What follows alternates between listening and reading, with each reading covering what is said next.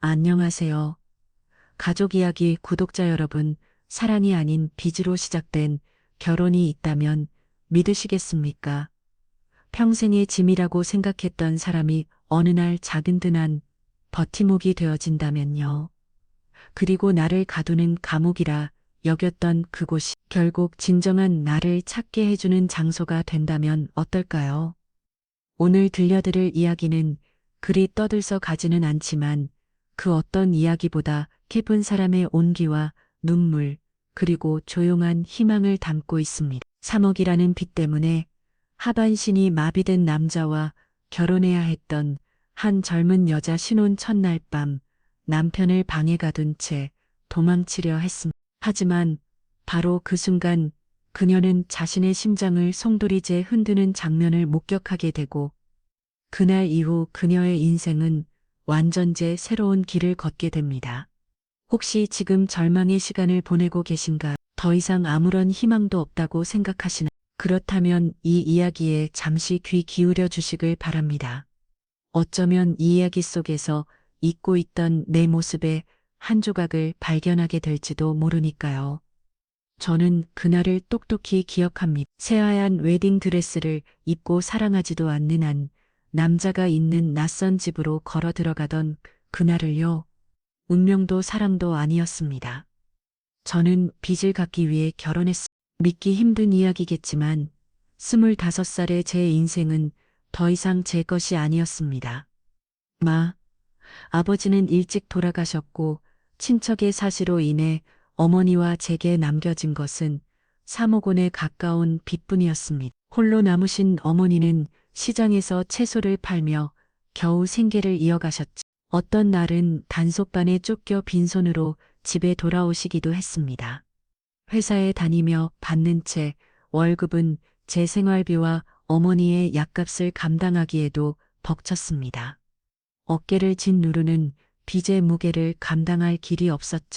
그러던 어느 날 저는 휠체어를 탄 남자에게서 청혼을 받았습니다. 그의 이름은 민준, 이 지역에서 가장 부유한 박 회장의 유일한 아들이었습니다. 민준 씨는 한때의 유학까지 다녀온 유능한 인재로 자신의 사업체를 운영할 만큼 촉망받는 사람이었습니다. 하지만 몇 년 전 교통사고로 허리 아래가 모두 마비되었죠. 가족들마저 그를 없는 사람 취급했지만 그 아버지인 박 회장 많은 체면을 지키고 싶어 했습니다. 아들이 여전히 괜찮다는 것을 보여주기 위해 성대한 결혼식을 열어주고 싶어 했죠. 그가 그의 저를 선택한 이유는 제가 가난하지만 얌전하고 순종적이며 말이 없는 여자였기 때문입니다. 박 회장은 제게 조건을 내걸었습니다. 만약 제가 민준 씨와 결혼해 준다면 결혼식이 끝난 직후 어머니의 빚 3억 원은 전부 갚아주겠다고요. 게다가 진자 아내 역할을 할 필요도 없다고 했습니다. 그저 민준 씨 곁에서 그의 아내인 척 가문의 이미지만 지켜주면 된다고요. 저는 바로 택배 대답하지 못했습니다. 집에 아와 사흘 밤낮을 뜬 눈으로 지새웠습니다. 빚쟁이들 앞에서 무릎 꿇고 비는 어머니의 모습 집을 부수겠다는 협박 문자를 보며 저는 더 이상 물러설 곳이 없다는 것을 깨달았습니다. 제가 이쯤을 짊어지지 않으면 어머니는 아빠 감에 돌아가실지도 모릅니다. 빛은 또 다른 빛을 낳고 우리의 삶은 이 지긋지긋한 굴레에서 영원히 벗어날 수 없게 됐습니다.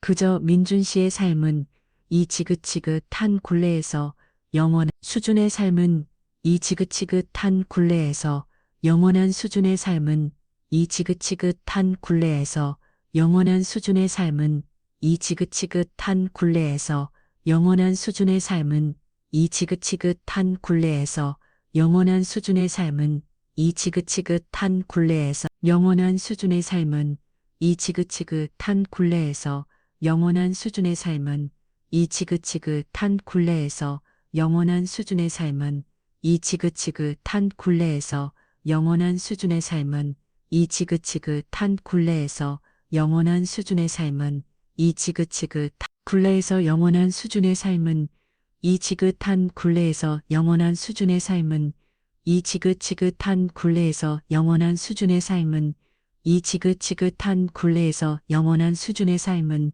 이 지긋지긋한 굴레에서 영원한 수준의 삶은 이 지긋지 굴레에서 영원한 수준의 삶은 이 지긋지긋한 굴레에서 영원한 수준의 삶은 이 지긋지긋한 굴레에서 영원한 수준의 삶은 이 지긋지긋한 굴레에서 영원한 수준의 삶은 이 지긋지긋한 굴레에서 영원한 수준의 삶은 지긋지긋한 굴레에서 영원한 수준의 삶은 이 지긋지긋한 굴레에서 영원한 수준의 삶은 이 지긋지긋한 굴레에서 영원한 수준의 삶은 이 지긋지긋한 굴레에서 영원한 수준의 삶은 이 지긋지긋한 굴레에서 영원한 수준의 삶은 이 지긋지긋한 굴레에서 영원한 수준의 삶은 이 지긋지긋한 굴레에서 영원한 수준의 삶은 이 지긋지긋한 굴레에서 영원한 수준의 삶은 이 지긋지긋한 굴레에서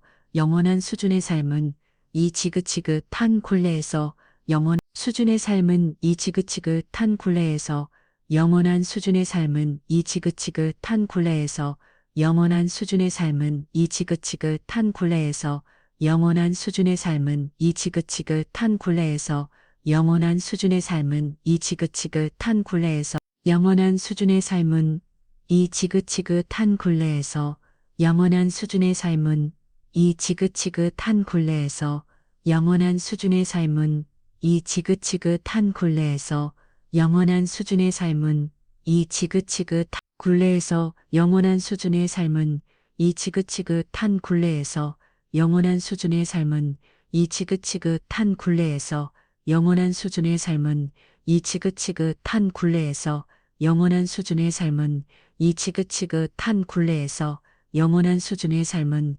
지긋지긋한 굴레에서 영원한 수준의 삶은 이 지긋지긋한 굴레에서 영원한 수준의 삶은 이 오늘 갚았다는 증거가 필요했습니다. 저는 다시 집으로 돌아갔습니다. 집안은 고요했고 침실 문은 살짝 열려 있었습니다. 밀고 들어서는 순간 저는 그 자리에 얼어붙고 말았습니다. 민준 씨가 걷는 연습을 하고 있었습니다. 두 다리가 아닌 두 팔로 말이죠.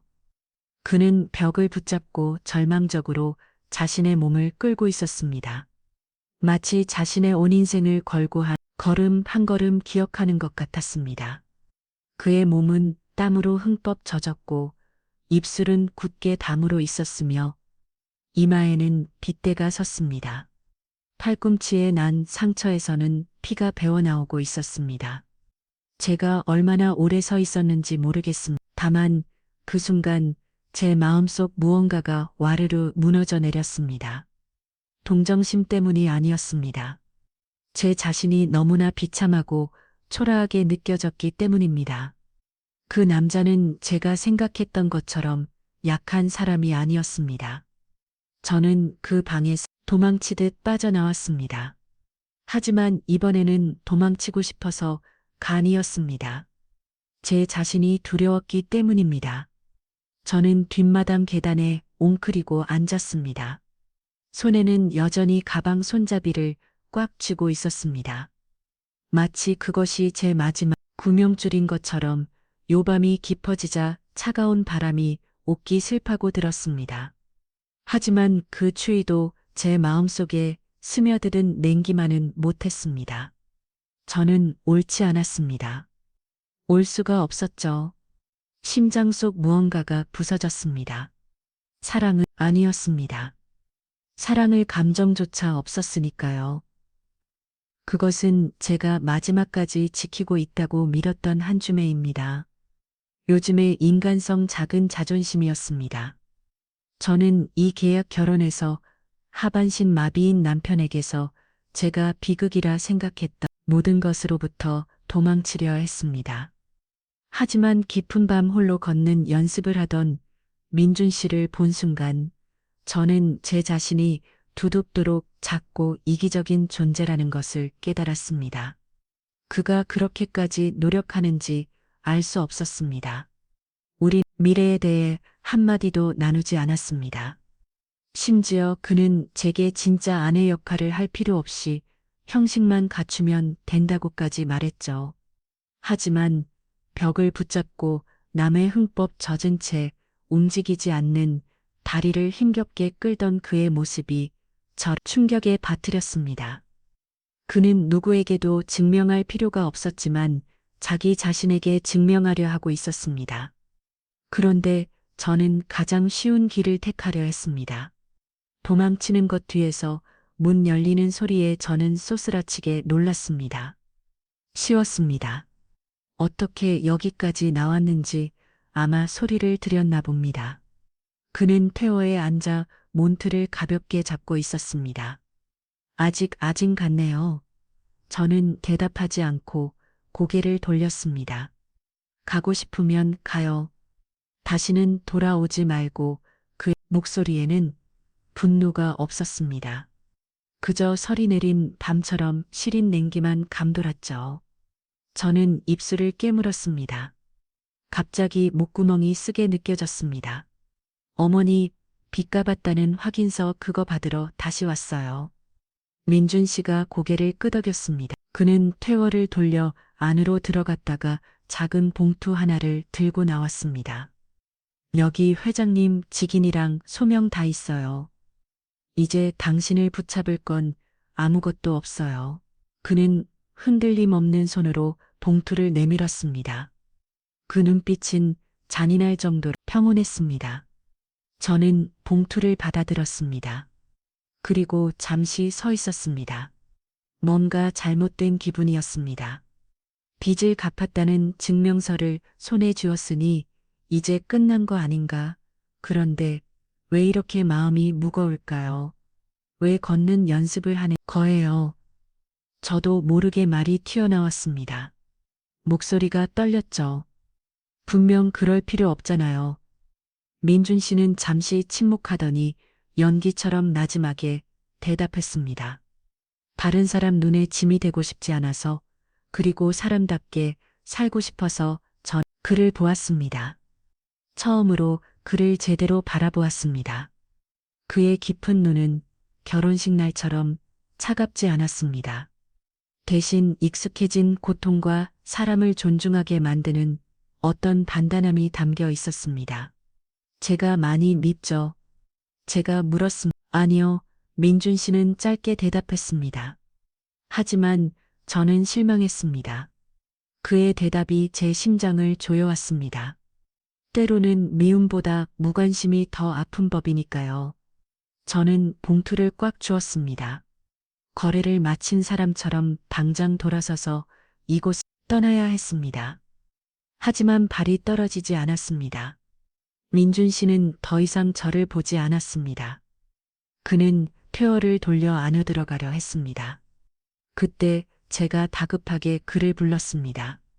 민준 씨 며칠만 더 시간을 주실 수 없을까요?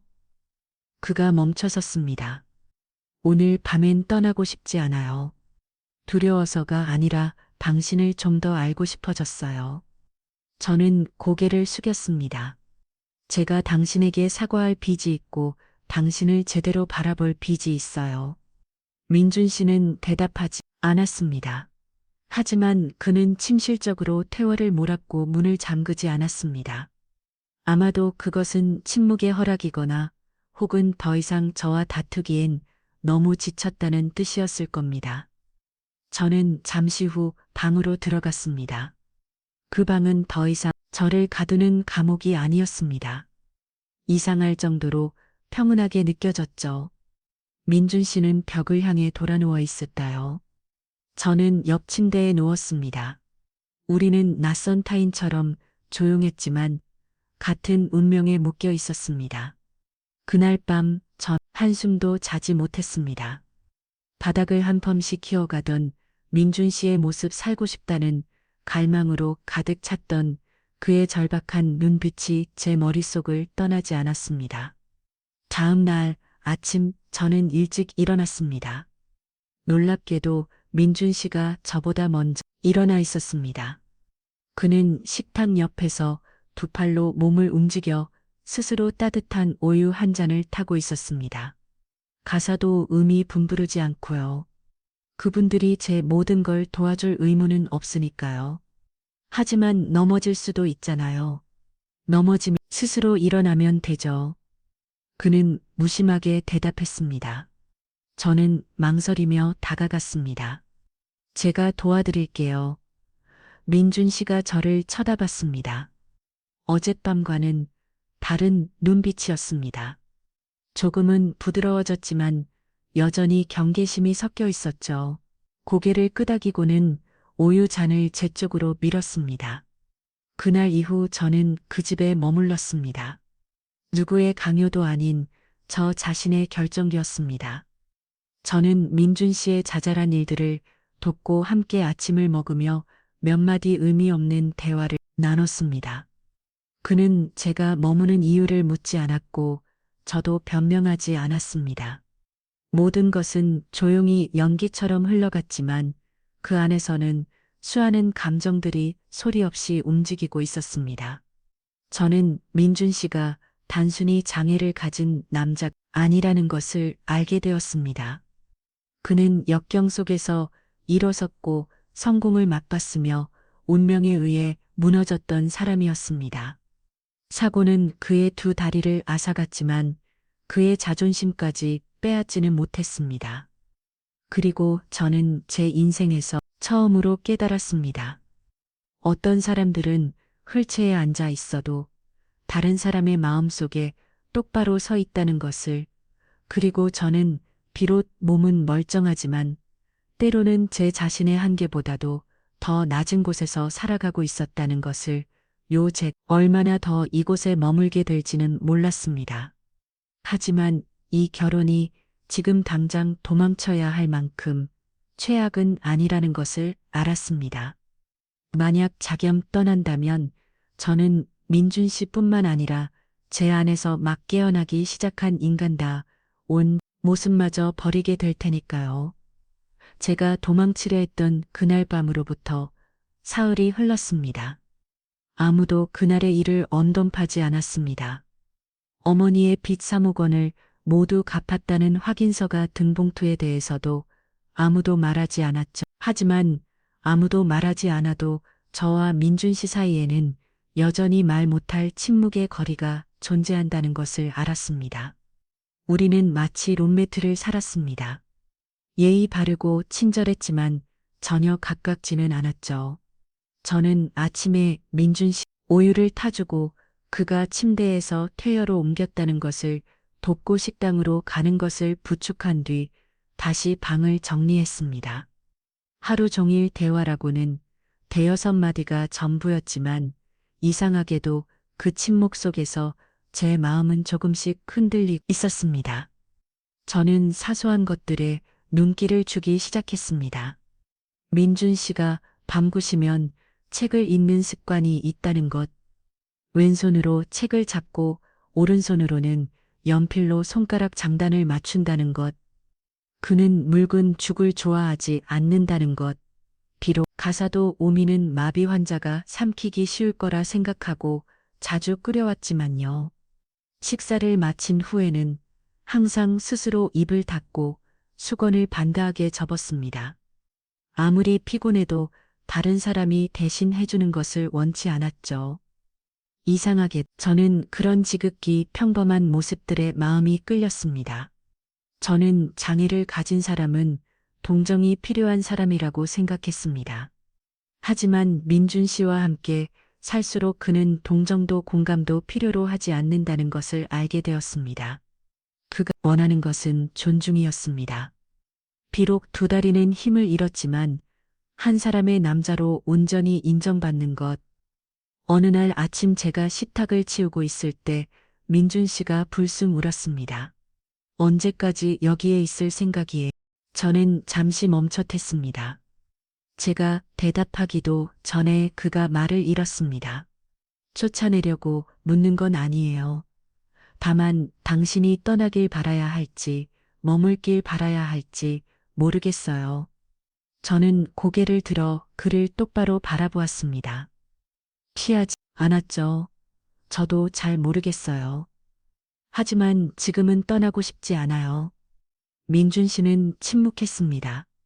잠시 후 그가 고개를 끄덕였습니다. 그럼 있어요. 하지만 동정심 때문에 머무는 거라면 그만둬요. 난 그런 거 필요 없으니까 그만. 화가 나기보다는 마음이 아팠습니다. 제가 그를 동정할 수 있다고 생각하는 그가 아팠고 어쩌면 그의 말이 맞을지도 모른다는 생각에 또 아팠습니다. 그날 밤 저는 잠 못 이르르고 뒤척였습니다. 이제 빚에서 벗어나 편안히 지내실 어머니를 생각했습니다. 어제 오후 어머니에게서 전화가 왔습니다. 기쁨과 걱정이 뒤섞인 목소리였죠. 얘야 내 시식이 그렇게 부자라던데. 그래도 조심해야 한다. 사람들이 무슨 꼼꼼이가 있을지 몰라. 저는 아무 말도 할 수 없었습니다. 신혼 첫날 밤에 배신을 꿈꿈 꾸던 사람이 바로 당신의 딸이라고 차마 말씀드릴 수 없었습니다. 저는 목이 맨 채 전자를 끊었습니다. 저는 보상하고 싶었습니다. 하지만 제가 다른 사람의 마음에 그어버린 보이지 않는 상처를 어떻게 메울 수 있을까요? 다음 날 아침 제가 부엌에서 아침 식사를 준비하고 있을 때 가사도우미 아주머니가 달려와 귀여 말을 했습니다. 사모님 민준 도련님, 고모님이 오셨어요. 성격이 좀 까다로우시니 조심하세요. 전 별 생각 없이 고개를 끄덕였습니다. 하지만 거실로 나갔을 때 고급스러운 검은색 정장을 입고 양팔에 금팔찌를 가득 찬 채 저를 위아래로 훑어보는 여자를 보고서야 그 경고가 진짜였음을 깨달았습니다. 어머, 네가 민준 부인이라고 그녀가 시디신 목소리로 물었습니다. 네, 고모님, 안녕하세요. 서아라고 합니다. 예쁘장하게 생겼네. 근데 듣자자니 엄청 가난한 집딸이라며 집안에 뭐 내세울 만한 거라도 있니 하던 일은 뭐고 저는 상냥 미소를 지었습니다. 네, 어머니는 시장에서 채소를 파시고 저는 의료회사에서 행정직원으로 일했었습니다. 그녀가 까르르 웃음을 터뜨렸습니다. 그 목소리엔 비웃음이 가득했죠. 어머, 나 이 집안 통도 크셔라. 너 같은 애를 들건 그냥 집안 구색 맞추기 용인가 보네. 그만한 돈 받고 팔려왔으면 감지덕지 해야지. 안 그래 저는 고개를 들었습니다. 가에선 미소가 사라지지 않았죠. 고모님 말씀이 맞아요. 저도 제가 자격이 없다고 생각한 적이 있어요. 하지만 전 인생 역전하러 온 게 아니에요. 그저 아내로서의 역할을 다하고 싶을 뿐이에요. 사랑받지 못하더라도 최소한 사람답게는 살아야 하니까요. 고모는 순간 말을 잃었습니다. 그녀가 뭐라 반응하기도 전에 옆방에서 민 씨가 휠체어를 타고 나왔습니다. 부모 그만하세요. 이 집안에서 제 아내를 모욕하는 건 누구라도 용납 못합니다. 그녀는 얼굴이 하얗게 질린 채 민준 씨를 돌아왔습니다. 예, 너 제 편드는 거니 제가 뭐라고 빚 때문에 팔려온 애를 그녀가 누구든 고모가 그렇게 함부로 대할 권리는 없어요. 민준 씨의 목소리는 단호했습니다. 저는 얼어붙었습니다. 다른 사람 앞에서 누군가 저를 감싸준 것은 처음이었습니다. 명예 때문도 사랑 때문도 아니었습니다. 단지 그의 아내이기 때문이었습니다. 고모는 분을 못 이기고 돌아갔습니다. 민준 씨가 저를 돌아왔습니다. 그의 눈빛은 저녁노을처럼 고요했습니다. 미안해요. 그런 말을 듣게 해서 저는 고개를 저었습니다. 괜찮아요. 사실 익숙해요. 하지만 상처받는 곳에 익숙해져서는 안 돼요. 누구도 그런 말을 들을 이유는 없으니까요. 서아 씨, 저는 고개를 돌렸습니다. 마치 누군가 제 심장을 가볍게 옮겨주는 것 같았습니다. 아프진 않았지만 아주 단단하게요. 그날 밤 제 방으로 돌아와 침대에 들었을 때 민준 씨가 먼저 입을 열었습니다. 서아 씨 떠나지 않아 줘서 고마워요. 저는 입술을 깨물었습니다. 잠시 후 나지막이 대답했죠. 그리고 저를 미워하지 않아 줘서 고마워요. 민준 씨 대답이 없었습니다. 하지만 그의 숨소리가 한결 편안해진 것을 느낄 수 있었습니다. 마치 그의 마음속에서도 무언가 부드럽게 녹아내리기 시작한 것처럼요. 부모님과의 작은 충돌 이후 저와 민준 씨의 관계가 조금은 부드러워질 거라고 생각했습니다. 적어도 우리는 더 이상 한 지붕 아래 사는 타인처럼 서로를 대하지는 않았으니까요. 하지만 모든 것이 조금씩 편안해지기 시작할 무력 예기치 못한 사건이 조용히 다가왔습니다. 마치 스쳐가는 바람처럼 가벼웠지만 그 바람이 지나간 자리에는 이제 막삭특히 시작한 평화마저 휩쓸려가 버렸습니다. 그날은 중화할 아안이었습니다. 제가 뒷마당에서 빨래를 놀고 있는데 전화벨이 울렸습니다. 모르는 번호였지만 어머니 지인이거나 예전 직장 동료일지도 모른다는 생각에 전화를 받았습니다. 여보세요. 서아입니다. 수화기 너머로 낮고 허스키한 그리고 고름 끼치도록 익숙한 남자의 목소리가 들려왔습니다. 서아야, 나야. 저는 그 자리 얼어붙었습니다. 몇 년 만인가 이 목소리 그럴 리가. 성우 오빠, 나야. 방금 서울 올라왔어. 너 계속 찾았는데 저는 온 몸이 굳었고 손이 떨려 휴대전화를 떨어뜨릴 뻔했습니다. 그 사람이었습니다. 제가 미치도록 사랑했 3년이라는 시간 동안 기다렸지만 결국 초라한 끝을 맞이하게 했던 사람 아무런 말도 없이 사라져 저를 고통과 배신감 속에 내버려뒀던 그 남자. 내 번호 어떻게 알았어? 저는 목이 맨 채 물었습니다. 어머님께 여쭤봤어. 네 결혼한 건 알지만 딱 한 번만 보고 싶어서 정말 한 번만 나 너희 집 앞이야. 저는 전전기에 감전된 사람처럼 아무 생각 없이 앞문으로 달려나갔습니다. 그리고 정말 그가 거기 서 있었습니다.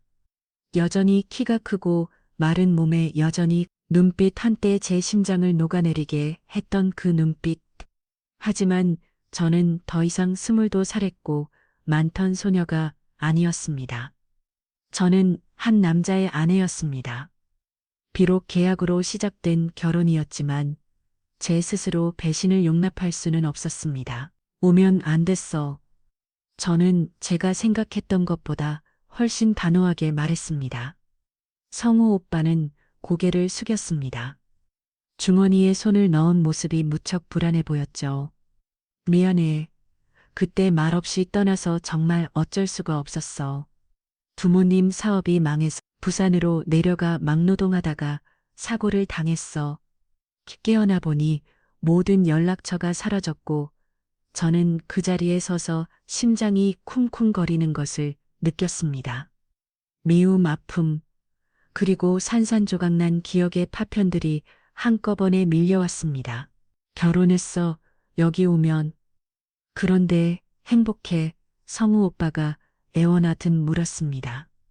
진복하냐고 저는 그렇다고 말하려 했지만 입술이 떨어지지 않았습니다. 나는 행복한가? 저와 민준 씨 우리는 사랑한 적이 없습니다.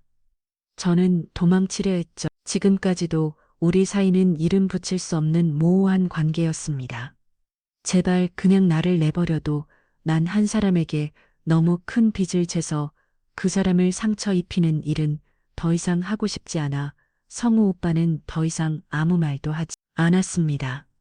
그는 저를 한참 동안 바라보다가 온 세상에 슬픔을 짊어진 듯 무거운 발걸음으로 돌아섰습니다. 저는 집으로 돌아왔습니다. 마음이 실타래처럼 엉켜 있었습니다. 문을 들어서는 순간 거실에 앉아 있는 민준 씨를 보았습니다. 그의 시선은 문 쪽을 향해 있었습니다. 마치 오랫동안 그곳에 앉아 있었던 것처럼요. 누구였어요? 그의 목소리는 실처럼 가늘었지만 제 심장을 덜컥 내려앉게 했습니다. 저는 마른 침을 삼켰습니다. 옛날의 사람이요. 예전인 그가 돌려 말하지 않고 물었습니다. 저는 고개를 끄겠습니다. 민준 씨 같은 사람에게 거짓말은 통하지 않습니다. 그는 쉽게 솟아 넘어갈 사람이 아니었죠. 다시 돌아갈 생각이에요. 그가 물었습니다. 그의 눈빛이 이전처럼 평온하지 않았습니다. 아니요. 더 이상 그 사람 사랑하지 않아요. 그저 과거 때문에 잠시 흔들렸을 뿐이에요. 민준 씨는 더 이상 아무 말도 하지 않고 창밖으로 고개를 돌렸습니다. 당신이 나한테 빚진 건 아무것도 없다. 거지 알아요. 우린 원래 아무런 구속도 없는 사이였으니까. 아니요. 저는 그의 말을 잘랐습니다. 제가 여기 머무는 건 제 선택이에요. 누구도 간무하지 않았어요. 그게 은혜를 갚기 위해서는 다른 어떤 이유에서든 더 이상 누군가에게 상처 주고 싶지 않아요. 민준 씨는 침묵했습니다. 하지만 이번의 침묵은 무겁지 않았습니다. 마치 안도의 한숨처럼 가벼웠죠. 그날 밤 저는 베란다에 나가 달을 보고 있었습니다. 민준 씨가 조용히 필체를 몰고 제 뒤로 다가왔습니다. 그는 아무 말 없이 저와 함께 조용히 달을 바라보았습니다. 잠시 후 그가 불쑥 말했습니다. 알아요. 서아 씨 마비가 된 후로 몇 년 동안 진심으로 내 곁에 남아주겠다고 선택한 사람은 아무도 없었어요. 옛 연인은 날 떠났고 친구들은 멀어졌죠. 심지어 친척들마저 나를 피했어요. 당신도 그럴 거라고 생각했어요. 저는 천천히 그를 돌아보았습니다. 저도 그러고 했어요. 하지만 이제는 여기 남는 것이 옳은 일이라는 걸 알아요. 그가 미소 지었습니다. 우리가 결혼한 이후 처음 보는 미소였습니다. 시니컬하지도 슬프지도 않은 진정한 미소. 그 순간 저는 심장이 콩하고 내려가는 것을 느꼈습니다. 아픔이 아니라 설레이었습니다. 어쩌면 저는 이 휠체어에 앉은 남자를 사랑하기 시작했는지도 모릅니다. 그가 어머니의 빚을 갚아주었기 때문이 아니라 그 자신이 제게 진정한 용기가 무엇인지, 동정에 기대지 않고 사는 법이 무엇인지, 그리고 두 다리로 설 수 없을 때에도 어떻게 당당하게 서야 하는지를 가르쳐 주었기 때문입니다. 하지만 모든 것이 괜찮아졌다고 생각했을 때 바로 일주일 후 또 다른 비밀이 터져나왔습니다. 그리고 이번에는 제가 아닌 그의 가족으로부터 시작된 것이었습니다. 어느 날 오후 제가 저녁을 준비하고 정숙은 있는데 가사도우미 아주머니가 속삭였습니다. 사모님 박 회장님께서 도련님 몰래 집을 팔아서 개인 피지를 갚으려고 하시는 것 같아요. 제가 지하에서 두 분이 얘기하는 걸 얼핏 들었어요. 저는 그 자리에 얼어붙었습니다. 팔아서 개인 빚을 갚는다고 도대체 무슨 일이 벌어지고 있는 걸까? 그리고 왜 민준 씨에게 숨기는 걸까? 그날 오후 저는 씻던 채소를 쏟을 정도로 정신이 없었습니다. 가사도우미 아주머니의 속삭임이 바늘처럼 제 속을 찔렀습니다. 집을 팔아 개인 빚을 갚는다. 민준 씨에게는 비밀로 왜 그리고 왜 부인인 제가 이 사실을 가장 먼저 알게 된 걸까요? 저는 황급히 손을 씻고 아무렇지 않은 척 부엌으로 돌아왔지만 머릿속은 뒤죽박죽이었습니다. 아주머니의 말이 사실이라면 민준 씨는 아무것도 모르는 걸까? 그는 이 집의 유일한 아들이고 몸과 마음 모두 상처 입은 상태인데 그 아버지는 정말 제가 생각했던 것처럼 아들을 사랑하는 걸까? 저는 차마 민준 씨에게 물어볼 수 없었습니다. 하지만 그날 밤 그가 잠든 것을 확인한 후 저는 조용히 방을 빠져나와 아래층으로 내려갔습니다. 박 회장 댁에는 별채 부엌 뒤편에 굳게 잠긴 지하실이 있었습니다. 제가 시집 온 이후로 그곳에 드나드는 사람은 적이 없었습니다. 단 한 번 결혼식 날 박 회장님이 낯선 남자와 그곳에서 아주 작은 목소리로 무언가 상의하는 것을 들었을 뿐입니다. 저는 조심스럽게 다가갔습니다. 아주머니의 말대로 나무 문틈으로 희미한 노란 불빛 새어나오고 있었습니다. 저는 귀를 대고 엿들었습니다. 내가 말했지. 그 도로 변당은 최소 80억은 받는다고. 거기서 30억은 은행빚 갚고 나머지는 우리 셋이 나누는 거야. 민준이 포함해서 집안 사람 누구도 모르게. 하지만 민준이 알면 당장 반대할 텐데요. 그놈이 몰라서 이제 폐인 다던데 매일 휠체어에 앉아서 내 덕에 사는 놈이 반대할 자격이나 있어. 그 말을 듣는 순간 피가 거꾸로 솟아했습니다. 저는 주먹을 꽉 쥐었고 온몸이 떨렸습니다. 박 회장님의 한마디 한마디가 칼날처럼 제 심장을 베는 것 같았습니다. 돈 때문이 아니었습니다. 너무나 차갑고 모정한 태도던이었습니다. 어머니의 빚을 갚아주고 제가 점잖고 도덕적이라 생각했던 그 남자가 사실은 개인적인 빚을 갚기 위해 아들을 속이고 살이 사역을 챙기려 하고 있었습니다. 더 가슴 아팠던 것은 그가 민준 씨를 생각 있는 한 명의 인격체로 보는 것이 아니라 이용할 수 있고 모든 결정에서 배제할 수 있는 짐처럼 여기고 있다는 사실이었습니다. 저는 숨막히는 심장을 부여잡고 돌아섰습니다. 어두운 폭도를 걷는 발걸음이 천근만근 무거웠습니다. 저는 그날 밤 잠을 이룰 수 없었습니다. 머릿속에는 단 하나의 질문만 맴돌았습니다. 민준 씨는 있을까? 다음 날 아침 저는 모든 것을 민준 씨에게 털어놓기로 결심했습니다. 숨기고 싶지 않았습니다. 하지만 말하기야. 저는 그에게 물었습니다. 민준 씨, 사람들은 명예를 지키기 위해 혈여마저 희생시킬 수 있다고 생각해요. 민준 씨는 잠시 멍하니 있다가 고개를 저었습니다. 누구도 그래서 난듯죠. 하지만 어떤 사람들에게는 혈여보다 체면이 더 좋아하겠죠. 저는 고개를 끄덕이고 천천히 입을 열었습니다. 아버님께서 도로 변당을 팔려고 하세요. 당신을 위해 성 아니라 개인 피지를 갚기 위해서요. 그리고 당신에게 숨기려고 하세요. 민준 씨는 그 자리에 얼어붙었습니다. 그는 제가 생각했던 것처럼 화를 내거나 격하게 반응하지 않았습니다. 그저 온몸의 기운이 빠져나간 듯 얼굴이 굳어버렸죠. 잠시 후 그가 물었습니다. 확실해요. 지하실에서 제 귀로 똑똑히 들었어요. 그는 고개를 끄덕이고는 조용히 휠체어를 몰아 자리를 떠났습니다. 저는 따라가지 않았습니다. 사람의 마음속에 부는 폭풍은 누구 대신 막아줄 수 없다는 것을 알았기 때문입니다. 3일 후 민준 씨는 그 일에 대해 다시 언급하지 않았지만 저는 그가 조용히 사실을 확인하고 있다는 것을 알았습니다. 그는 몰래 재산 서류를 뒤지고 아버지의 지인들에게 전화 걸었습니다. 그리고 그의 눈빛은 날이 갈수록 점점 더 어두워졌습니다. 더 이상 빛이 없었죠. 그것은 자신이 배신당했다는 건 알면서도 저항할 수 없는 사람의 눈빛이었습니다. 그날 밤 그가 제게 말했습니다. 아버지가 3억빚 변제 확인서 아직 가지고 있어요.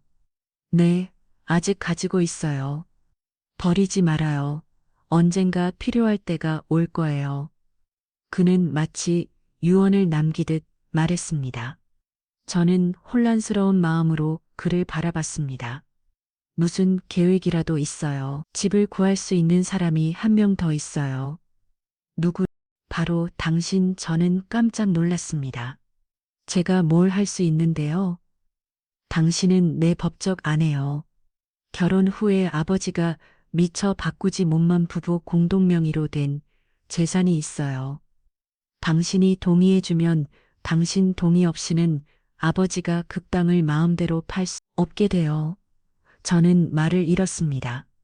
하지만 제가 그렇게 하면 아버님께서 저를 미워하실 거예요. 이 집안 모두에게 외면당할 수도 있고요. 민준 씨는 가을 호수처럼 슬픈 눈으로 저를 바라봤습니다. 당신은 그들에게 빚진 게 없어. 하지만 날 구해주고 싶다면 이번에는 정말 진지안으로서 내 곁에 있어줘야 해요. 저는 침묵했습니다. 두려워서가 아니었습니다. 처음으로 민준 씨가 저를 필요로 한다는 것을 느꼈기 때문입니다. 형식을 위해서도 거래 위해서도 아니었습니다.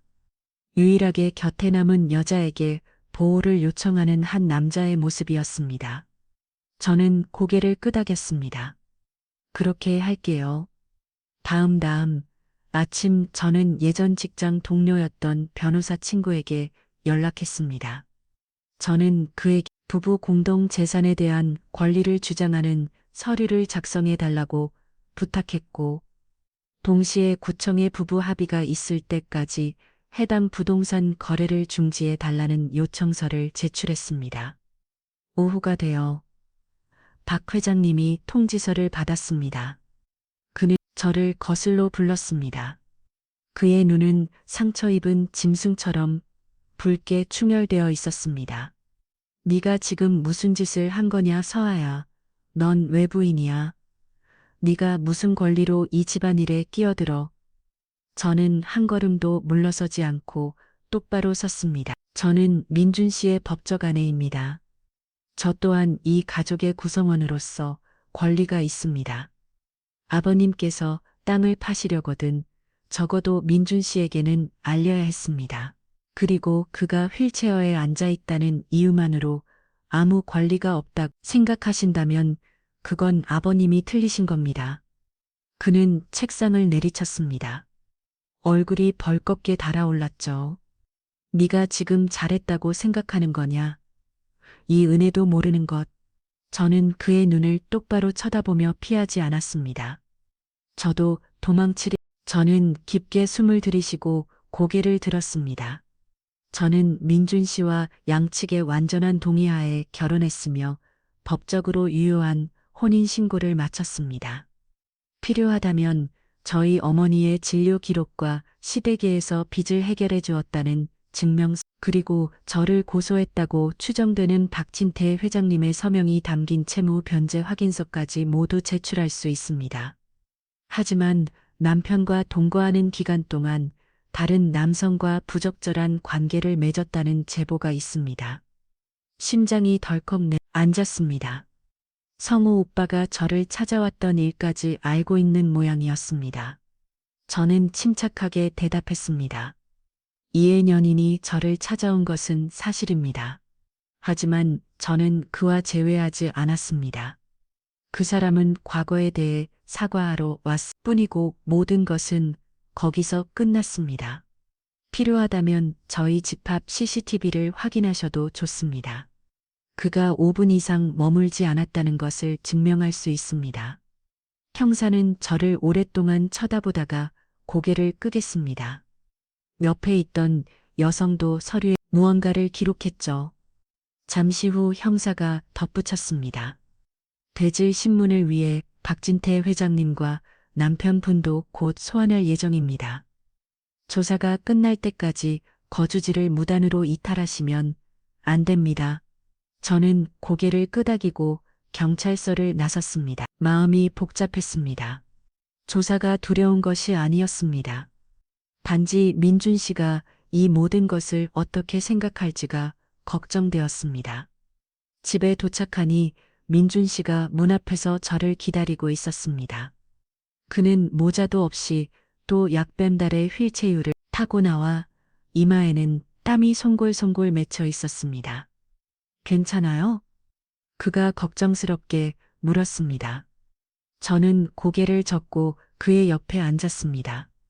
한 손으로는 그의 이마에 흐르는 땀을 닦아주고 다른 한 손으로는 그의 손을 꼭 잡았습니다. 난 괜찮아요.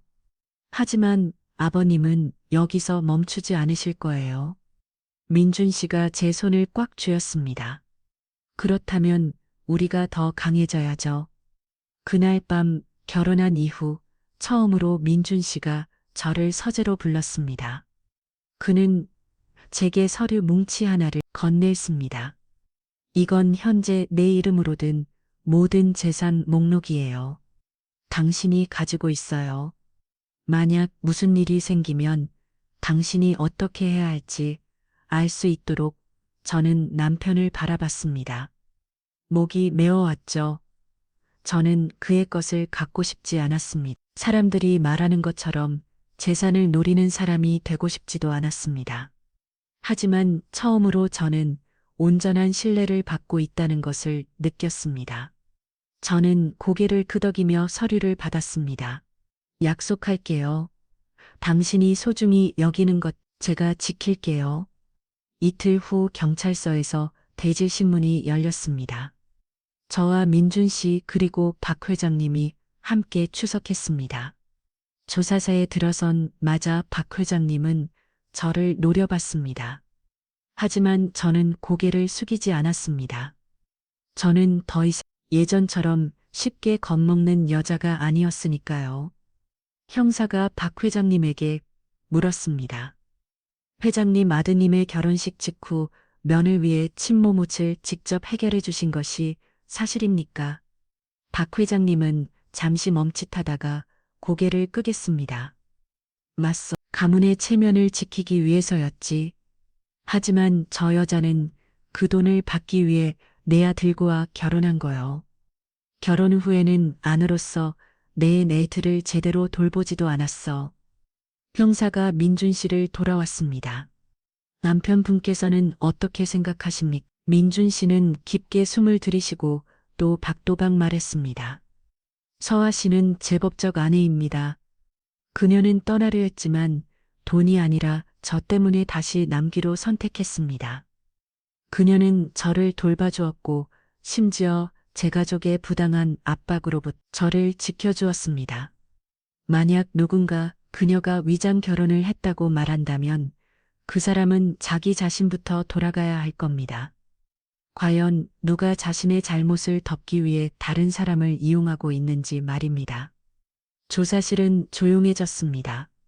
오직 서류 위에 무언가를 적는 소리만 들릴 뿐이었죠. 그 순간 저는 더 이상 혼자가 아니라는 것을 알았습니다. 저는 그날을 영원히 잊지 못할 겁니다.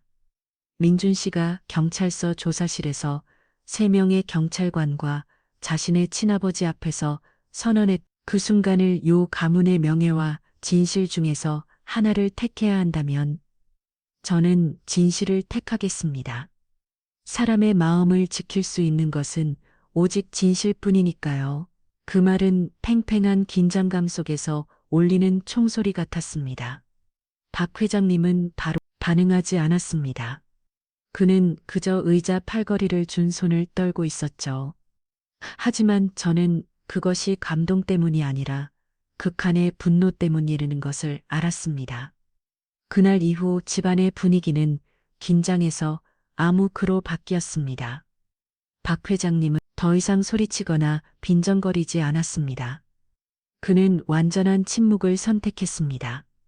위험한 침묵이었죠. 그리고 3일 후 그가 오랫동안 숨겨왔던 마지막 카드가 모습을 드러냈습니다. 일요일 아침이었습니다. 제가 식사를 준비하고 있는데 초인종이 울렸습니다. 낯선 여자가 서 있었습니다. 세련된 옷차림에 선글라스를 끼고 되어서 살참되어 보이는 난자아이의 손을 잡고 있었죠. 실례지만 박진태 회장님, 댁이 맞나요? 저는 조금 놀랐지만 예의 바르게 대답했습니다. 맞습니다. 들어오시죠. 그녀는 저를 위아래로 훑어보더니 담도직입적으로 말했습니다. 저는 당신 남편 박민준 씨 아들의 엄마예요. 저는 그 자리에 얼어붙었습니다. 심장이 몇 초간 먹는 것 같았죠. 네, 뭐라고? 제가 목이 맨 채대 물었습니다. 들은 그대로예요. 이 아이는 당신 남편 박민준의 아들이라고요. 내가 얘 엄마고 못 믿겠으면 직접 불러서 확인해 보시든가. 저는 제 귀를 믿을 수가 없었습니다. 민준 씨에게 아들이 있다니. 사실이라면 왜 그는 한 번도 말하지 않았을까? 왜 제가 돌처럼 굳어서 있는데 민준 씨가 방에서 휠체어를 타고 나왔습니다. 그는 그 여자를 보고 잠시 멈췄겠지만 놀라거나 당황하는 기색이 아니었습니다. 오히려 차가울 정도로 평온했죠. 애는 왜 데리고 왔어? 민준 씨가 물었습니다. 그 여자는 선글라스를 벗었습니다. 날카로운 눈매와 잘 다듬어진 눈썹이 드러났죠. 내 아들이 상속권을 빼앗기는 꼴은 못 보겠어서 당신이 곧 아내한테 증명일을 넘겨준다는 소문이 있던데 당신에게 아들이 하나 더 있다는 걸 상기시켜 주러 왔어. 공기는 터질 듯이 팽팽해졌습니다. 저는 쓰러지지 않기 위해 의자 팔걸이를 붙잡고 주저앉았습니다. 민준 씨가 저를 돌아보며 천천히 말했습니다. 서아 씨, 이 얘기를 미리 못해서 미안해요. 하지만 난 저 여자와 사이에 아이가 없어요. 모든 건 사고가 나기 전에 아버버가 꾸민 일이에요. 그 여자가 비우셨습니다. 이제 와서 발뺌 많은 거야. 내가 조용히 있을 줄 알았어. 원래는 비밀로 해주기로 했지만 박 회장님께서 살짝 귀리게 달라고 부탁하시더군. 내가 입만 열면 당신의 아내 자리는 순식간에 날아갈 거라고 저는 민준 씨를 바라봤습니다. 그의 눈에서 해명을 진심을 혹은 그저 단순한 인정이라도 찾고 싶었습니다. 민준 씨가 고개를 끄덕였습니다. 그의 시선은 저를 향해 흔들림이 없었죠. 사고 전에 복잡한 관계가 있었어요. 사랑하지 않았어. 사업상 협력을 위해 아버지가 추선한 서류상의 결혼이었지. 강제로 떠밀렸어요. 사고 후에 모든 걸 모여로 하고 싶었지만 아버지가 허락하지 않았어요. 저는 할 말을 잃었습니다. 그럼 저 아이는 당신 아들이 아니고요. 민준 씨는 단호하게 말했습니다. 오래전에 유전자 검사 다 했어요. 하지만 아버지가 결과를 숨겼어. 가문의 명성에 흠집이 날까봐 두려웠던 거지. 그리고 이제 그걸 이용해서 당신을 내 인생에서 몰아내려는 거야. 그 여자는 멈칫했습니다. 민준 씨가 감히 유전자 검사의 이야기를 꺼낼 줄을 몰랐던 모양입니다. 잠시 후 그녀가 소리쳤습니다. 좋아, 그렇게 나온다. 이것이 그런 각오에 친자불이행으로 소송 걸 테니까 소송해요. 하지만 그 전에 유전자 재검사부터 요청하는 게 좋을 거야.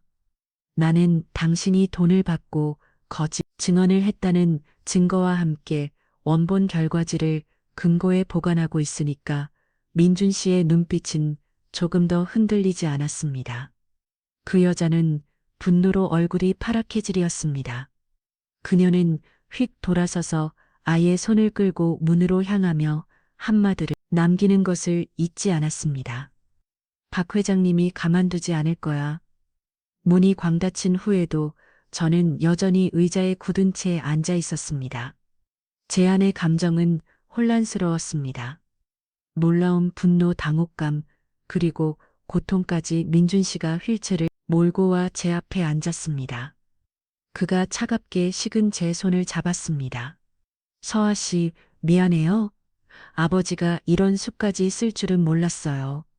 모든 일이 끝나면 당신에게 말해주려고 했는데 내 잘못이에요. 숨기지 말았어야 했어. 저는 그의 손을 뿌리쳤습니다. 눈물이 앞을 가렸죠. 당신을 탓하는 게 아니에요. 그냥 지쳐요. 정말 너무 지쳐요. 왜 모든 게 이렇게 엉망진창이 되어야 하는 거죠? 내가 정이라는 걸 모르는 집안에서 태어났기 때문이겠죠. 민준 씨의 그 말을 저는 목이 메웠습니다. 두 다리를 잃고 사랑에 대한 믿음마저 내었던 그 남자가 이제는 친아버지에 의해 상업적인 도구로 전락하고 그 잔인한 복수까지 온몸으로 막아내야 했습니다. 저는 그를 바라봤습니다. 마음이 칼로 베는 듯 아팠습니다. 하지만 제 인생에서 처음으로 그를 위해 무언가를 하고 싶었습니다. 은혜 때문도 빚 때문도 아니었습니다. 제가 진심으로 그를 사랑하기 때문이었습니다. 저는 눈물을 닦고 떨리는 목소리로 말했습니다. 사과할 필요 없어요. 우리 함께 이겨낼 거예요. 누구도 당신을 고장난 물건처럼 이 세상에서 내 쪽에 두지 않을 거예요.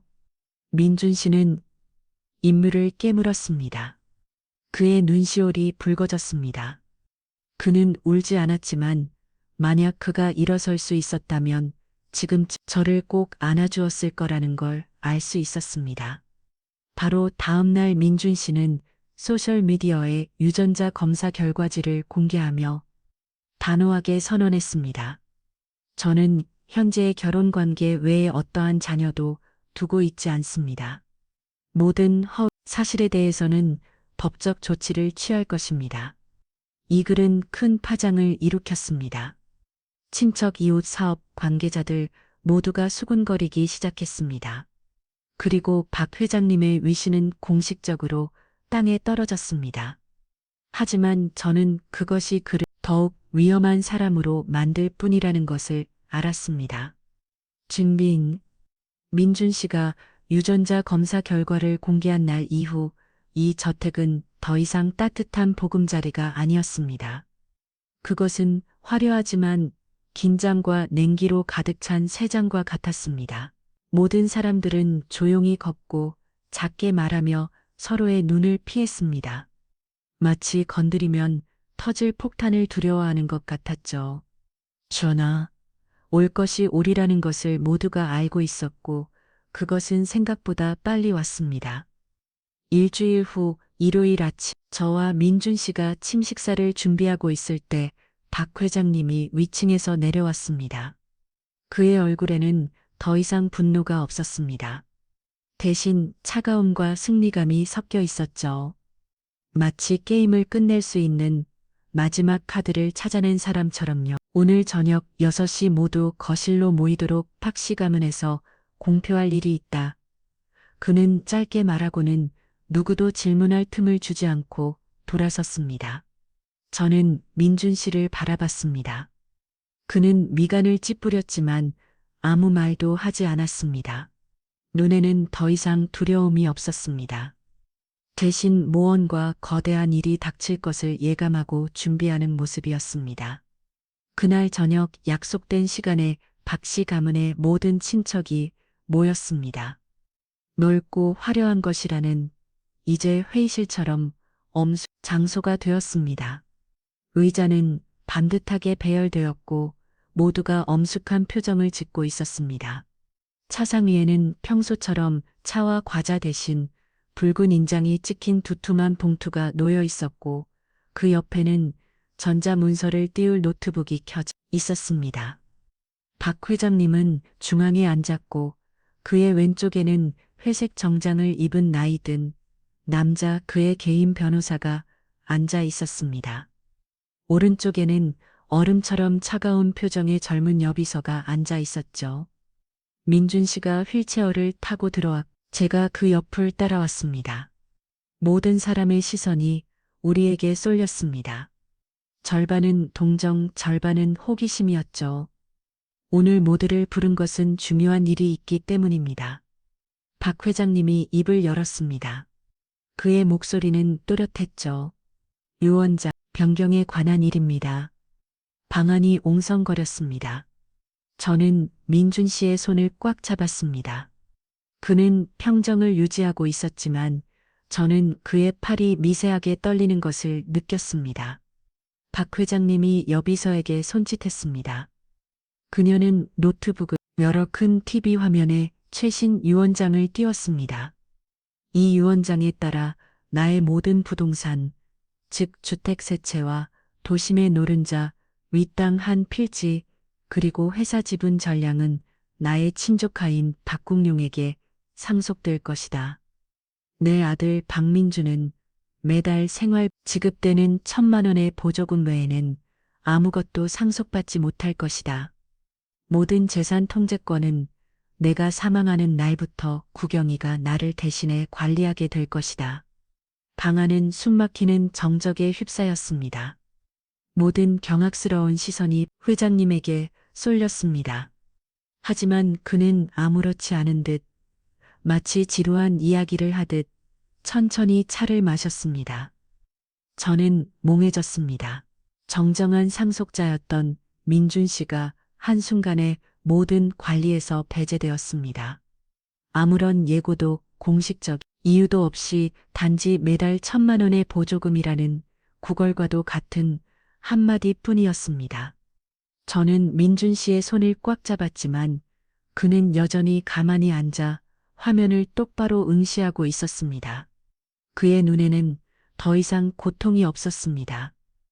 대신 아주 차가운 냉기만이 가득했죠. 변호사가 조항을 하나씩 읽기 시작했습니다. 저는 아무것도 들리지 않았습니다. 오직 한 문장만이 머릿속에 남았습니다. 건강 상태가 보장되지 않아 박민주는 더 이상 재산을 감당할 능력이 없다고 판단된 무로상속인 명단에서 제외한다. 민준 씨가 오셨습니다. 건조하고 씁쓸한 웃음소리였죠. 결국 이술을 준비하고 계셨군요. 아버지가 원한 건 당신의 인생에서 저를 완전히 지워버리는 것이었군요. 박 회장님 차잔을 내려놓고 고개를 끄덕였습니다. 맞다. 휠체어에 앉아 남에게 의지에 사는 놈에게 가문의 모든 것을 맡길 순 없지. 내게는 능력이 있는 사람이 필요하다. 하지만 저는 아버지의 친아들이잖아요. 제가 참지 못하고 소리쳤습니다. 그가 비록 몸은 불편해도 생각할 줄 알고 마음이 있고 도덕이 있는 사람이에요. 그는 수년 동안 이 가문의 명예를 지켰어요.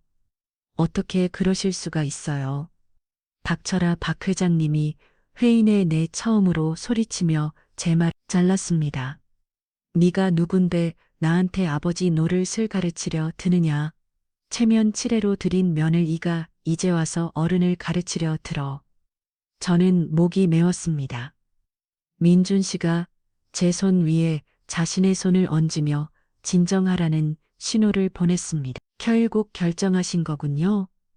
민준 씨가 물었습니다. 그래, 모든 서류는 공증까지 마쳤다. 소송을 걸 테면 걸어봐라. 모든 준비는 끝났으니까. 민준 씨는 몇 초간 침묵했습니다. 그리고는 낮고 느린 목소리로 말했습니다. 소송 안 합니다. 저는 놀라서 그를 돌아봤습니다. 하지만 민준 씨, 그는 저를 보았습니다. 그의 눈에는 단호함이 서려 있었죠. 소송할 필요 없어요. 피도 눈물도 없는 돈으로 쌓아 올린 재산 갖고 싶지 않으니까. 만약 내 인격을 팔아서 그걸 되찾아야 한다면 난 필요 없어요. 하지만 전 여길 떠나겠습니다. 영혼이 박 회장님이 벌떡 일어났습니다. 내 감히 그리고 서아 씨와 함께 떠나겠습니다. 저희는 평온한 외에는 아무것도 필요 없습니다. 아버지께 마지막 남은 양심이 있다면 저희를 내버려 두십시오. 만약 계속해서 저희를 방해하신다면 저도 더는 침묵하지 않겠습니다. 방 안은 죽은 듯이 고고해졌습니다. 휠체어에 앉은 그 남자가 그렇게 강한 말을 내뱉을 줄은 아무도 예상하지 못했습니다. 그의 다리는 힘을 잃었을지 몰라도 그의 마음과 의지는 결코 꺾이지 않았습니다. 저는 그의 손을 꼭 잡았습니다. 그때 저는 깨달았습니다. 자기 자신보다 더 귀한 재산은 없고 계산과 이익만 남은 가족은 머물 가치 없다는 것을요. 다음 날 저와 민준 씨는 조용히 짐을 쌌습니다. 배용하는 사람도 붙잡는 사람도 없었습니다. 오직 차차 위에 놓인 쪽지 하나뿐이었습니다. 더 이상 아버지와 다투지 않겠습니다. 하지만 저는 그림자가 아닌 사람의 인간으로 살아가겠습니다. 안녕히 계십시오. 민준. 올림 17억짜리 저택의 문을 나설 때 저는 마지막으로 뒤를 돌아보았습니다. 그곳의 모든 것은 화려하고 웅장했지만 텅 비어 있었습니다.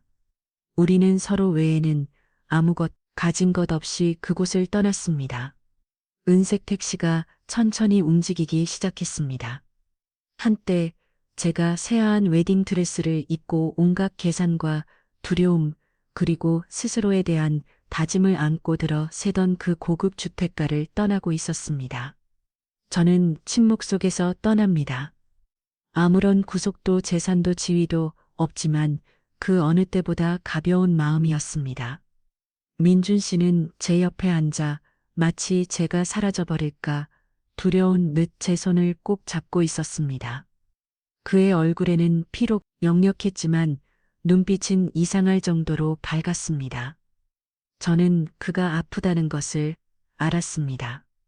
친아버지에게 차가운 유언장으로 내채지고 온 가족에게 동정 혹은 경념의 시선을 받았으니까요. 하지만 동시에 그는 자유로워졌습니다. 누구의 마음에 들기 위해 애쓴 필요 없이 자신이 원하는 방식으로 인생을 다시 시작할 자유를 얻은 것입니다. 우리 어디로 가요? 택시가 도시를 벗어날 무렵 제가 조용히 물었습니다. 민준 씨가 저를 보며 미소 지었습니다. 양평 작은 집이 하나 있어 돌아가신 어머니가 남겨주신 곳이야. 한 번도 가본 적 없는데 이제는 돌아갈 때가 된 것 같아. 저는 고개를 끄덕였습니다. 저는 대저택도 고급차도 필요 없었습니다. 저는 그저 지붕이 있는 집, 그리고 함께 있기로 선택한 남편이 곁에 있는 곳이면 충분했습니다. 강요도 빚도 아닌 진정한 마음으로 말입니다. 양평의 집은 언덕배기에 아늑하게 자리 잡고 있었습니다. 소나무 숲과 만발한 들꽃에 둘러싸여 있었죠. 크지는 않았습니다. 기껏해야 50제곱미터, 남집 붉은 기와는 세월의 흔적으로 빛이 발았지만 벽은 튼튼했고 문은 굳건했습니다. 그리고 가장 특별한 것은 그 집에 영혼이 깃들어 있다는 것이었습니다. 저는 첫 발을 내디딘 순간부터 그것을 느낄 수 있었습니다. 집안에서는 퀴퀴한 냄새가 났지만 따뜻했습니다. 민준 씨는 어머니가 쓰시던 낡은 나무 책상을 보고 말을 잃었습니다. 빛바랜 식탁보와 벽에 걸린 낡은 사진 속에서 어머니는 여전히 인내심 있게 그리고 다정하게 술을 놓고 계셨습니다. 저는 그의 손을 잡았습니다. 우리 이 집을 다시 고쳐요. 나는 부엌 큰 꿈이고 꽃을 심을게요. 당신은 꿈꿔왔던 것처럼 책을 쓰는 거예요. 어때? 민준 씨는 고개를 끄덕였습니다. 그의 눈시울이 붉어졌죠. 고생하는 거 두렵지 않아요? 저는 부드럽지만 단호하게 웃었습니다. 저는 빚에 시달리며 살아봤고 어머니와 함께 시장에서 채소를 다듬어 봤고 차가운 맨바닥에서 잠 잡았어요. 저는 고생이 두렵지 않아요.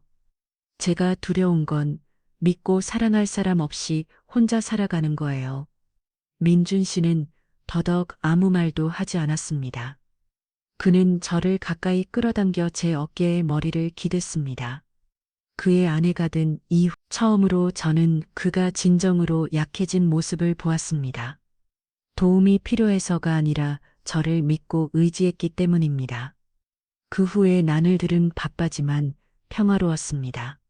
저는 집안 구석구석을 닦고 낡은 이불을 빨고 집 앞에 채소밭을 갖고 왔습니다. 민준 씨는 휠체어에 앉아 있었지만 제가 생각했던 것보다 훨씬 많은 일을 해냈습니다. 그는 창문을 고치고 전구를 갈고 낡은 책장을 다시 정리했으며 자신의 인생에 대한 자서전 집필 계획을 세우기 시작했습니다. 처음에는 모든 것이 쉽지 않았습니다. 가사 도우미가 없으니 저는 새벽 5시에 일어나 밥을 짓고 빨래를 하고 민준 씨를 밖으로 데려가 햇볕을 쬐게 했습니다. 수돗물은 약했고 전기는 불안정했으며 비가 오는 날이면 지붕에서 비가 샜습니다. 하지만 이상하게도 저는 즐거웠습니다. 처음으로 저와 민준 씨가 진정한 부부처럼 살고 있었기 때문입니다. 모든 일과 땀방울, 그리고 웃음을 함께 나누었으니까요. 한 번은 제가 채소를 있는데 등 뒤에서 민준 씨의 목소리가 들렸습니다. 서아 씨, 이리 와봐요. 돌아보니 그의 손에는 작고 낡은 나무 상자가 들려 있었습니다. 그가 상자를 열자 안에는 단순한 음반지가 들어 있었습니다. 보석은 없었지만 햇살 아래 반짝이고 있었죠. 언젠가 당신이 진심으로 내 곁에 남아주게 되면 주려고 간직하고 있었어요. 그가 말했습니다. 이제 당신에게 주고 싶어요. 서류상의 결혼 반지가 아니라 사랑의 반지로 저는 목이 메어 손을 내밀었고 그는 약지에 반지를 끼워 주었습니다. 나도 할 말이 있어요. 제가 속삭였습니다. 저는 어머니를 구하기 위해 이 결혼을 시작했지만 당신 때문에 남았어요. 그리고 이제는 계속 머물기 위해 아무런 이유도 필요 없어요. 그저 평생 당신 곁에서 살고 싶을 뿐이에요. 민준 씨의 눈에 눈물이 고였습니다. 그는 아무 말 없이 제 이마에 자신의 이마를 기댔습니다. 소나무 숲을 스치는 바람이 마치 축복의 속삭임처럼 들렸습니다. 그날 밤 저는 민준 씨가 막 쓴 원고를 있었습니다. 한 줄 한 줄이 그의 인생의 단편이었습니다. 그는 사고에 대해 가족에게 장식품처럼 취급받았던 감정에 대해 예년인이 떠나갔을 때 고통에 대해 그리고 신혼 첫날 밤에 대해 썼습니다. 그가 창가에 서서 가방을 던지 통 빈 눈으로 서 있던 저를 보았던 그 순간에 대해서요. 그는 이렇게 썼습니다. 나는 그녀가 떠날 거라고 생각했고 원망가지 않았다. 하지만 그녀가 돌아왔을 때 나를 위해 첫 우유를 타주었을 때 나는 어쩌면 인생이 나에게 그렇게까지 잔인하지만 않다는 것을 알았다. 저는 원고를 덮었습니다. 눈물이 삐라를 타고 흘러내렸습니다. 제가 자군가에게 그렇게 중요한 존재일 거라고는 상상도 해본 적이 없었습니다. 바로 그날 밤 옛 변호사 친구에게서 전화에 저는 멈칫했습니다. 서아 씨 이 말을 해야 할지 모르겠지만 방금 박 회장님이 스트레스로 쓰러져서 입원했다는 소식을 들었어요. 저는 휴대전화를 꽉 쥐었습니다. 기뻐해야 할지 슬퍼해야 할지 몰랐습니다. 어쨌든 그는 제 시아버지였고 민준 씨의 친아버지였으며 우리를 무정하게 집에서 내쫓았던 사람이었습니다. 하지만 저는 옆을 돌아왔습니다. 힘든 하루 일과를 마치고 곤히 잠든 민준 씨가 있었습니다.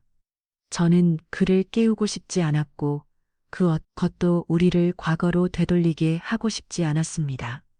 저는 전화를 끊었습니다. 어쩌면 우리는 딱 맞는 순간에 떠나온 것일지도 모릅니다. 비록 등 뒤에서는 모든 것이 불타제가 되더라도 우리 앞에는 여전히 빛이 있으니까 변호사의 전화를 받은 지 사흘이 지났습니다. 저는 모든 것이 닫힌 책의 한 페이지처럼 잊을 거라고 생각했습니다. 저는 민준 씨에게 그 회장님이 쓰러졌다는 사실을 말하지 않았습니다. 그가 더 이상 신경 쓰지 않아야 한다 생각했기 때문입니다. 하지만 모든 것은 제 생각처럼 간단하지 않았습니다. 그날 아침 제가 마당에서 빨래를 하고 있을 때 민준 씨에게 패배가 도착했습니다. 보낸 사람은 그의 가족과 오랫동안 일해온 변호사였습니다. 저는 손 닫고 안으로 들어갔습니다. 그가 편지 봉투를 열고 있는 모습이 보였죠. 그의 얼굴은 진지했습니다. 안에는 작은 USB와 함께 짧은 손편지가 들어 있었습니다. 민준 군과 서아 씨에게 두 사람이 그 집에 다시 돌아오고 싶어 하지 않는다는 것을 합니다. 하지만 회장님께서 쓰러지시기 전에 녹은 파일을 하나 남기셨습니다. 만약 자신이 말을 할 수 없게 될 경우 두 사람에게 꼭 전해달라고 부탁하셨습니다. 내용은 길지 않지만 그분이 마지막으로 털어놓고 싶었던 이야기입니다. 이것이 어떤 의미가 있을지는 모르겠습니다. 하지만 법조인으로서 저는 누구에게나 마지막 순간을 하도 용서받고 이해받을 권리가 있다고 믿습니다. 변호사 올린 민준 씨는 USB를 뚫어지 쳐다봤습니다. 저는 그의 옆에 앉아 조용히 물었습니다. 우리 들어볼까요? 그는 한참 동안 침묵하다가 고개를 끄덕였습니다. 듣더 짚어 용서하기 위해서가 아니라 이해하기 위해서. 어쩌면 이해하고 나면 마음이 가벼워질지 모르지. 저는 그에게 노트북을 건넸고 우리는 함께 USB를 꽂았습니다. 아들에게라는 단순한 이름의 녹음 파일 하나가 나타났습니다. 저는 재생 버튼을 눌렀습니다. 민준아, 네가 이걸 듣고 있다면 아비는 더 이상 정신이 온전치 않다는 뜻이겠지. 어쩌면 내 얼굴을 마주하고는 도저히 말할 용기가 없었는지도 모르겠다. 박 회장님의 목소리가 흘러나왔습니다. 평소처럼 단호하지 않고 쉬고 누리며 피곤에 지친 목소리였습니다. 내가 목술 들지를 많이 했다. 나도 안다. 하지만 수십 년 동안 나는 내가 옳다고 믿고 살았다. 나는 명예를 중시하는 집안에서 태어났고 모든 것은 크고 멋져 기준에 맞아야만 했다. 나는 남자는 강해야 하고 최고가 되어야 하며 절대 약한 모습을 보여서는 안 된다고 배웠다. 그런데 하나뿐인 아들인 네가 사고로 반신불수가 되었을 때 나는 두려웠다. 네가 미워서가 아니라 사람들이 나를 비웃을까봐 두려웠다. 저는 민준 씨를 돌아봤습니다. 그의 입술은 굳게 닫혀 있었고 시선은 화면에서 떨어지지 않았습니다. 체면을 잃을까봐 두려웠다. 사람들이 당신 아들은 지금 뭐하냐고 모를까봐 무서웠다. 친척들이 가업을 힐체어 신세인 놈에게 물려줄 거냐고 수근거릴까봐 두려웠다. 나는 그 두려움이 부자가 정맞듯 가리게 내버려뒀다. 녹음 속에서 마른 기침 소리가 들렸습니다.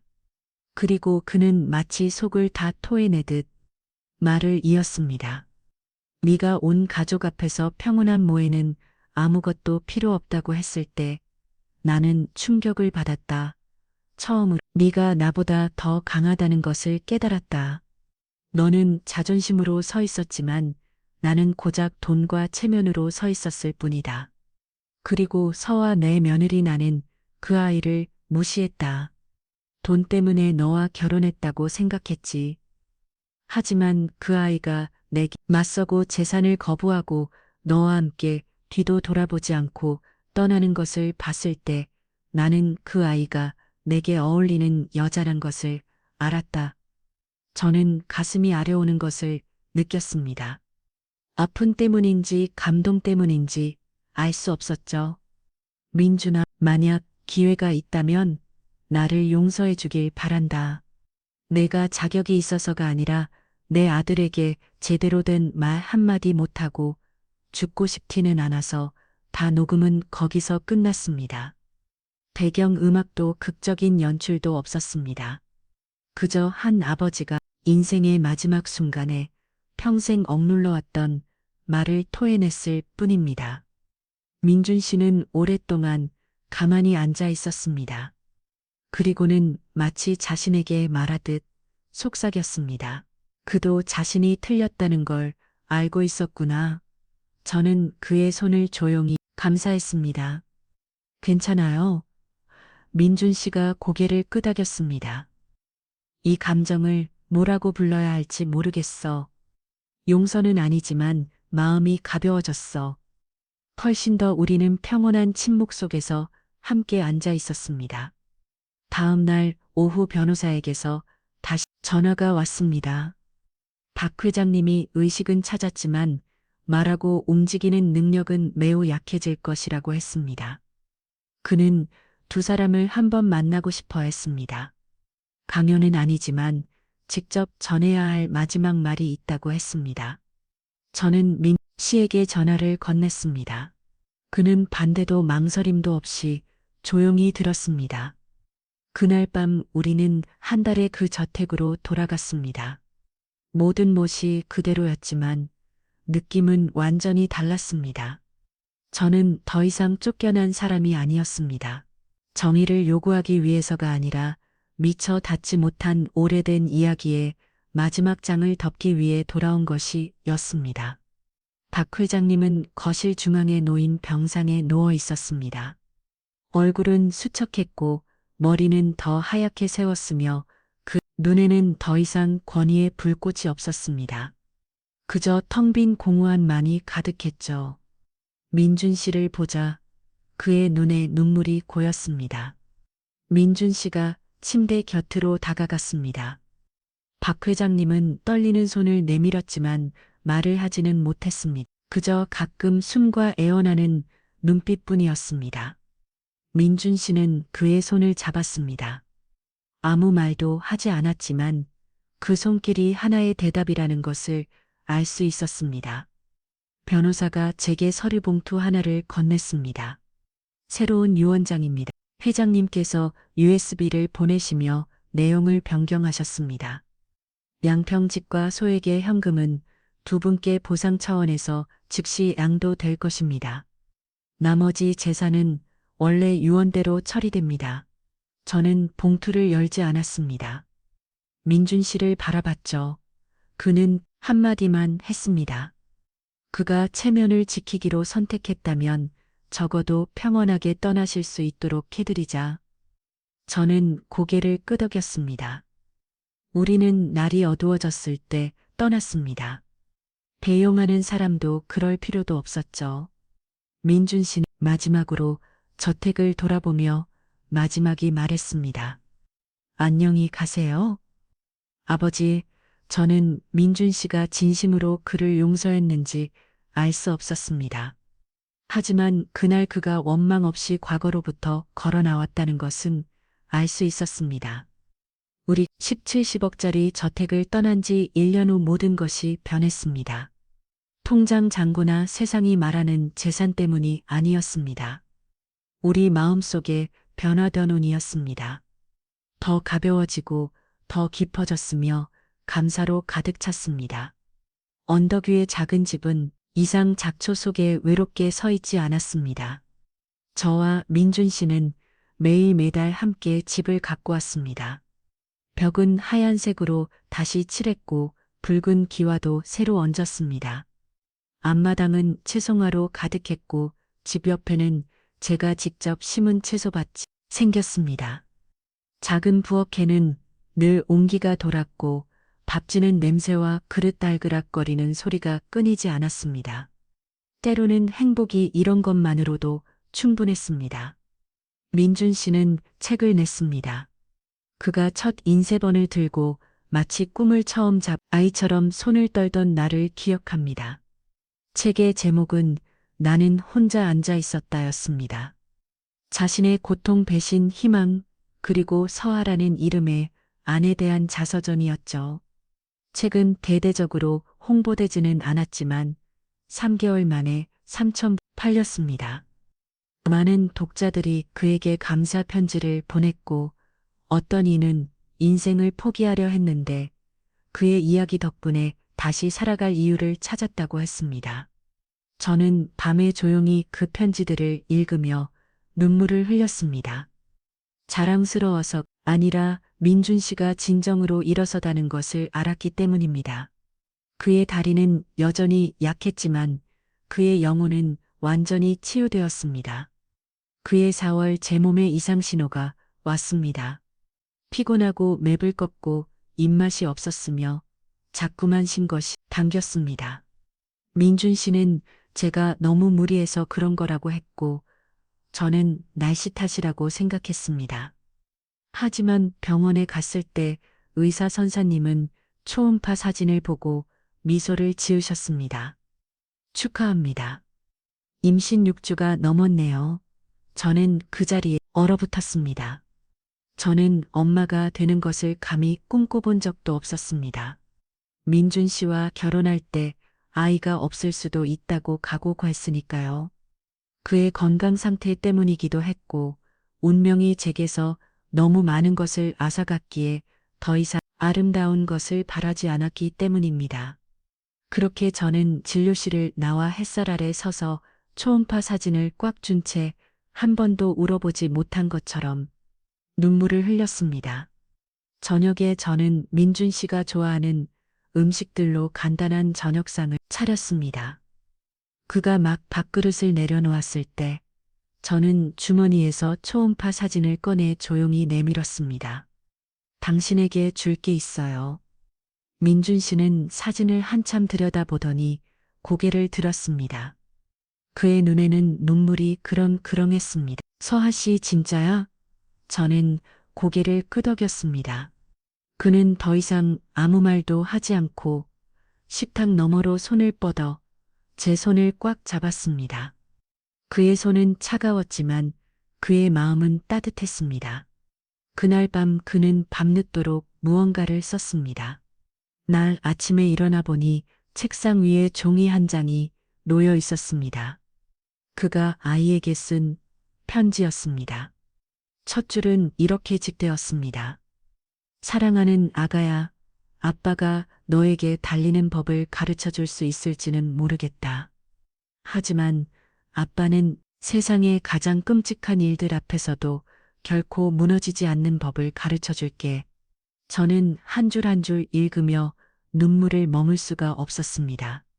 휠체어에 앉은 그 남자는 제가 아는 가장 강하고 다정한 사람이었습니다. 제 배가 하루가 다르게 불러오자 민준 씨도 변했습니다.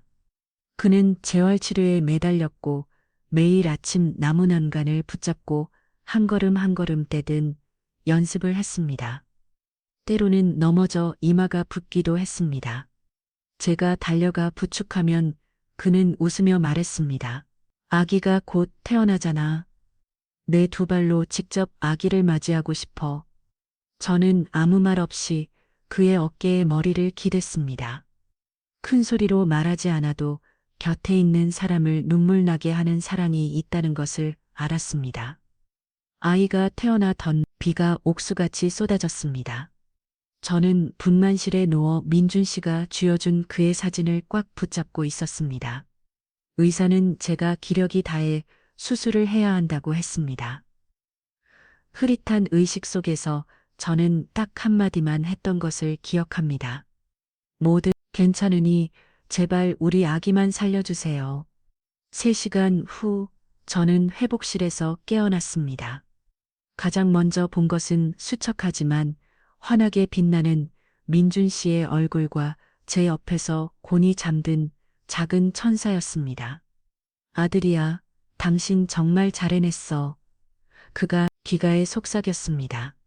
저는 손을 뻗어 아이의 삶을 만졌습니다. 그 순간 저는 길고 험난하며 눈물로 가득했던 너정의 끝에서 비로소 진정한 행복을 만났다는 것을 알았습니다. 우리는 아이의 이름을 민호라고 지었습니다. 우리에게 희망의 등불이 되어 주었듯 다른 사람의 삶에도 밝은 빛이 되어 주길 바라는 마음에 서였습니다. 3개월 후 우리는 박 회장님이 돌아가셨다는 소식을 들었습니다. 유 원장은 더 이상 바뀌지 않았고 편지도 아무런 기별도 없었습니다.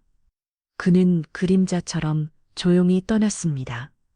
저는 민준 씨를 바라봤습니다. 그는 울지 않았습니다. 그 전 마지막이 말했죠.